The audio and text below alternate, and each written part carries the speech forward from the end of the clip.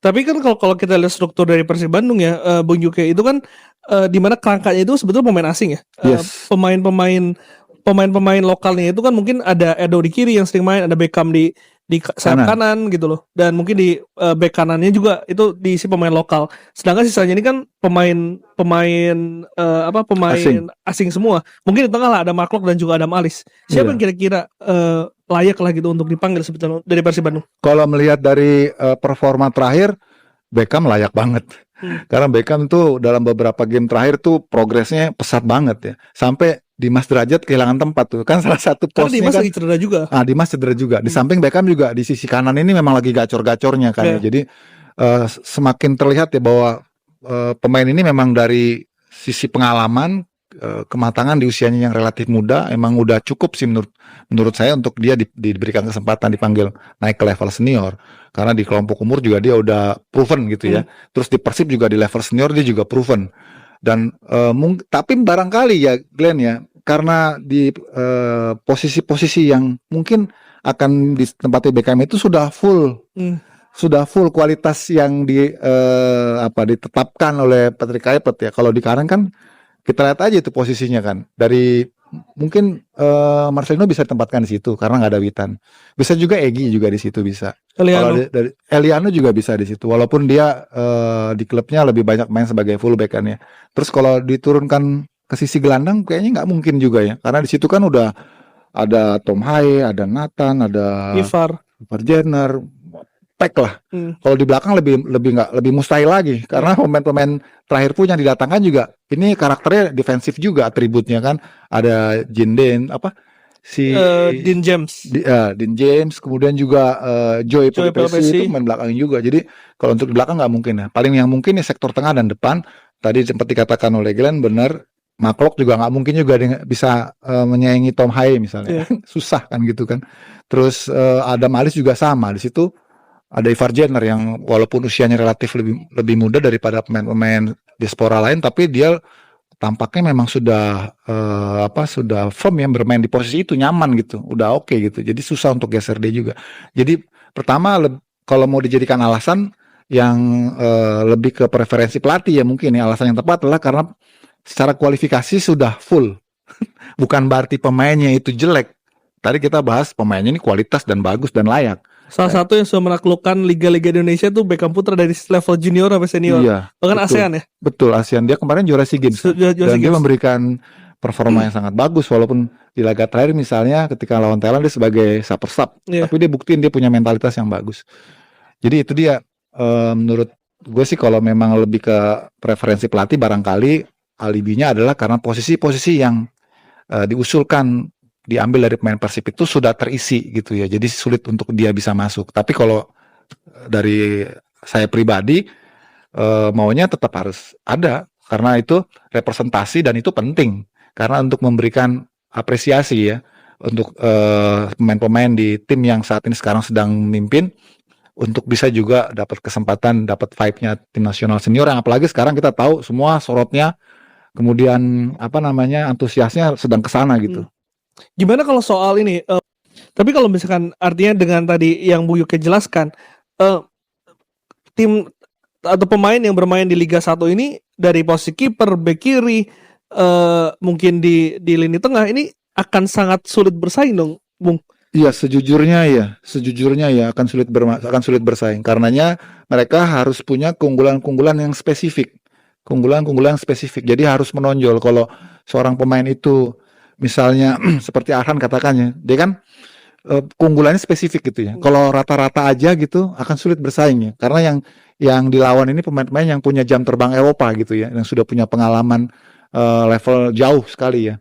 Karenanya ini saya kira juga warning untuk pemain-pemain domestik kita agar mereka kalau ingin bisa dipanggil ke tim nasional mereka harus punya keunggulan yang spesifik, atribut yang spesifik ya. Seperti misalnya Rizky Ridho gitu.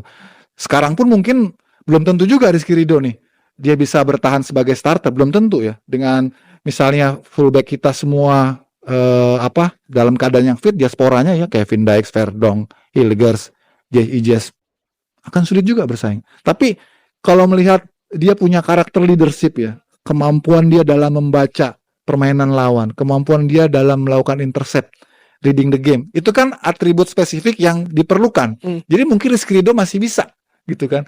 Kalau Asnawi ini kan agak tanggung, apalagi belakangan ketika di AFF kita nonton sendiri kan, performanya menurun. Jadi nggak selalu juga pemain yang punya kesempatan reguler di klub dan punya kemampuan yang sangat baik bermain di klub kemudian otomatis akan dipanggil oleh pelatih timnas. Karena kembali lagi pelatih timnas pasti punya preferensi juga kan, dia punya skema juga, dia punya game plan juga, pasti dia punya taste juga terhadap pemain-pemain tertentu.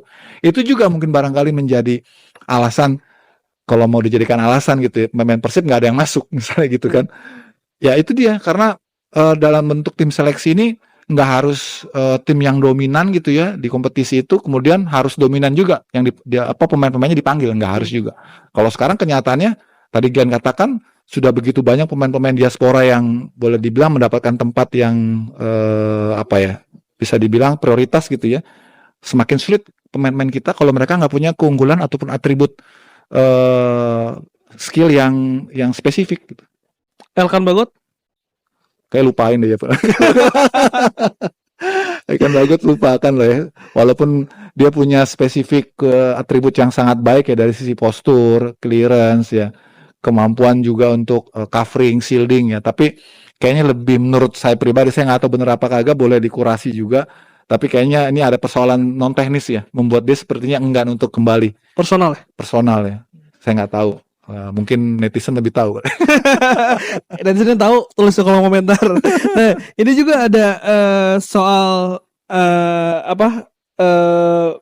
kemarin Sintayong kan sepanjang melatih timnas senior tidak pernah menurunkan full diaspora. Ya. Selalu menyelipkan pemain-pemain Liga 1. Ya, domestik ya. Nah, menurut Bung Yuke dengan persaingan sangat ketat yang tadi sudah dijelaskan, siapa yang kira-kira masih berpulang untuk bisa masuk starting 11-nya Patrick Kluivert? Yang benar-benar pure dibutuhkan dan akan sulit untuk diindahkan gitu ya ataupun dilupakan, Marcelino Ferdinand. Yang menurut saya masih sangat pantas untuk dipertahankan, seramai apapun sekarang skuad Indonesia diisi oleh diaspora. Kalau Rizky Ridho sekarang posisinya masih 50-50. Masih 50-50. Kalau sebelumnya mungkin dia selalu mendapatkan tempat di eranya STY ya. Tapi kalau sekarang dengan banyaknya sekali posisi belakang itu diisi oleh pemain diaspora, kayaknya peluang Rizky Ridho juga semakin sulit. Dan Rizky Ridho kalau di Liga pun kan secara performa kemarin sempat menurun. Iya. Bahkan ada menyebutkan ketika ditonton Kluivert beberapa kali ini performanya agak kurang nih. Walaupun kemarin golnya sangat luar biasa. Itu eksepsional ya. Eksepsional. Itu calon Puskas itu. Calon Puskas. Iya betul. Jadi ternyata bukan cuma Rizky Ridho ya, kalau itu mau disebut Rizky Ridho, ternyata juga beberapa pemain yang dipantau langsung oleh Patrick Kluivert juga grogi juga ya, kayak Sayuri juga. Saya dengar dari kakak Imran agak grogi juga begitu ditonton sama Patrick Kluivert. Jadi itu mungkin yang menyebabkan dia nggak perform gitu ya. Sayang sekali memang ya. Makanya saya katakan kalau untuk pelatih baru melihat pemain yang dia baru istilahnya dia mau tangani gitu ya dia harus lihatnya nggak cukup sekali ya. Mesti beberapa kali juga, mesti lihat dari rekaman video juga, apalagi pemain-pemain itu sudah pernah membela tim nasional gitu ya, jadi harus lebih komprehensif ya.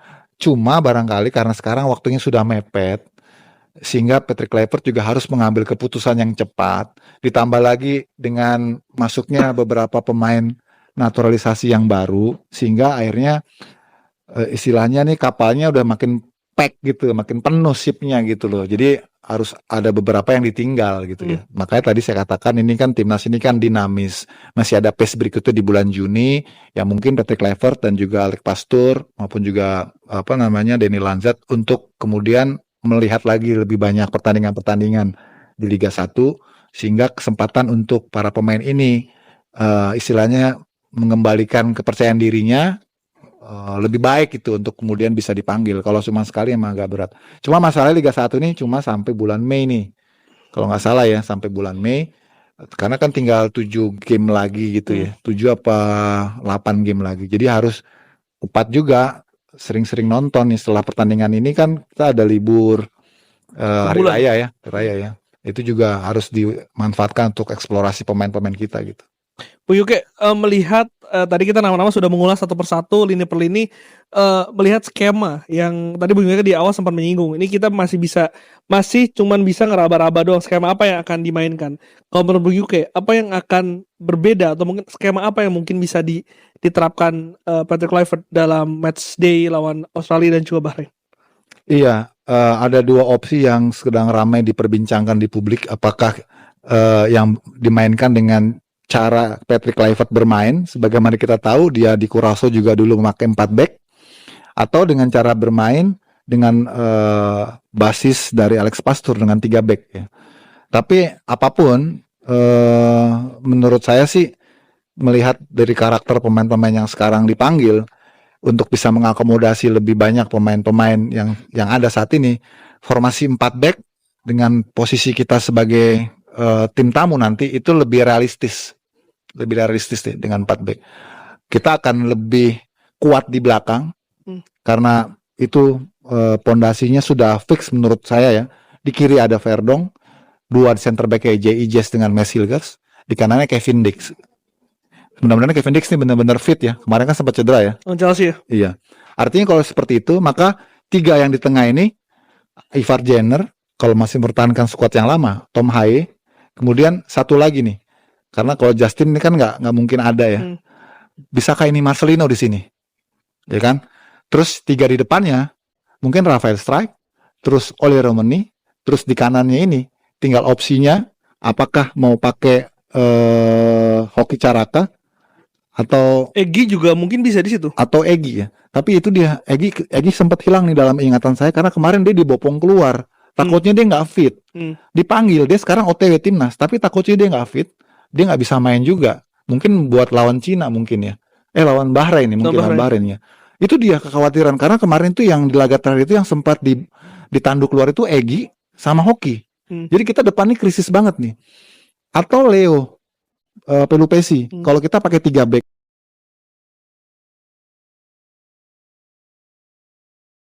Oke sahabat-sahabat Garuda Fans, saya rasa cukup statement barusan. Jadi bagaimana menurut kalian? Silakan diskusi di kolom komentar dan jangan lupa like dan subscribe channel ini agar kalian tidak ketinggalan informasi penting khususnya Timnas Indonesia. Salam sepak bola keren, salam sepak bola bersih Timnas Garuda Jaya. Bersama saya, salam olahraga kita Garuda.